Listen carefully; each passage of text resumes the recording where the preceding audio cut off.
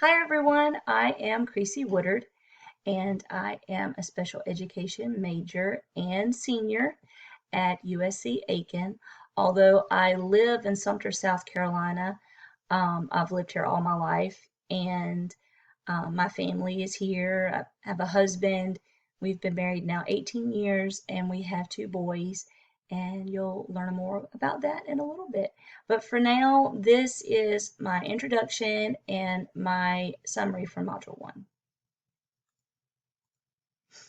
So, social emotional learning.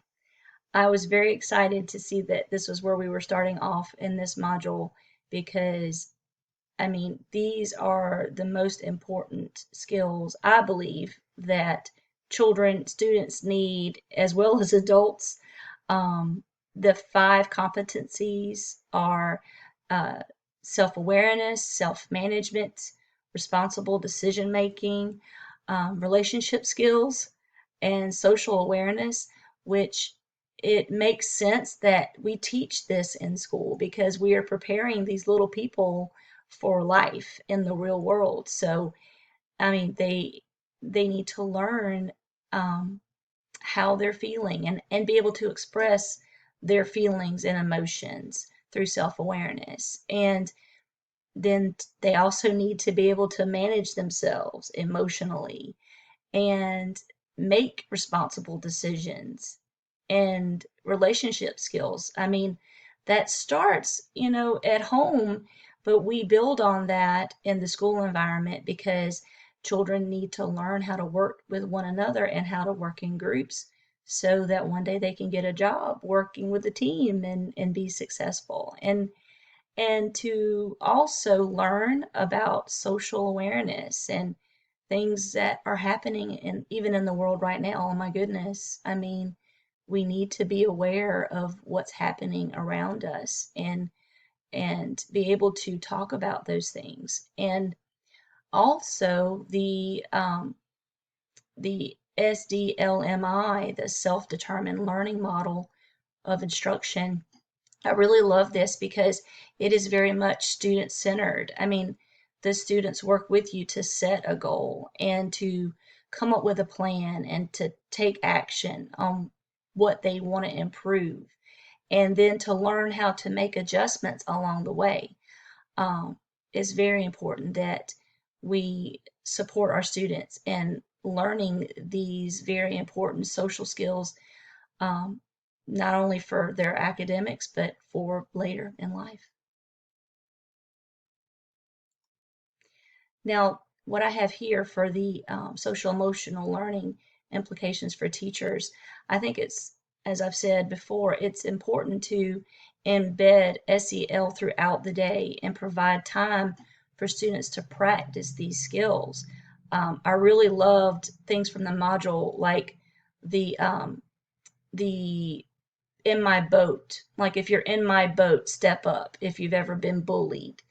I thought that was really great. And we need to make time to practice that kind of thing through role play, I think, and make it work in the classroom every day as much as we can. And I truly believe it's important to acknowledge and validate and respond to students' emotional needs. I mean, even in the smallest things, like a student once gave me a flower from the playground area at school, and this was some time ago, but um, that was such a gift to me, and I let that student know that that meant a lot to me, that they thought of me enough to give me a flower. So, it's may seem like a small thing, but it's a big deal to the student. So it's important to acknowledge them and because they matter. Um, and that builds into my third implication here that students need to be nurtured, loved, and cared for at school because they absolutely matter. I mean, what if you're the only person that had anything positive to say to that student for the entire day? It's just something that I think about a lot. Okay, So now we're going to get into my practicum placement. I haven't said a lot about my family, but I'm going to now. My children are still at home, virtual learning. My oldest son is about to be 17, but he is finishing his high school accreditations through USC Sumter. So he's doing college online and he's doing fine. Um, but my youngest son, Ian, and I are working very closely together to fulfill my practicum requirements. And when I mean we're together, we are together all day. He is an eighth grader at our middle school, and it's very near to our home. But so yeah, our day starts with breakfast, and then we jump right into school at around 8:30, and we work through the entire day, through each class period, um, and we finish up about 3:30 in the afternoon. And it has been a very interesting journey and learning experience, um, both as his mom and as a future educator. Um, I think it's important to mention as well that Ian um, does have autism spectrum disorder as well as ADHD. So yeah, we're learning together. So, and here is my family.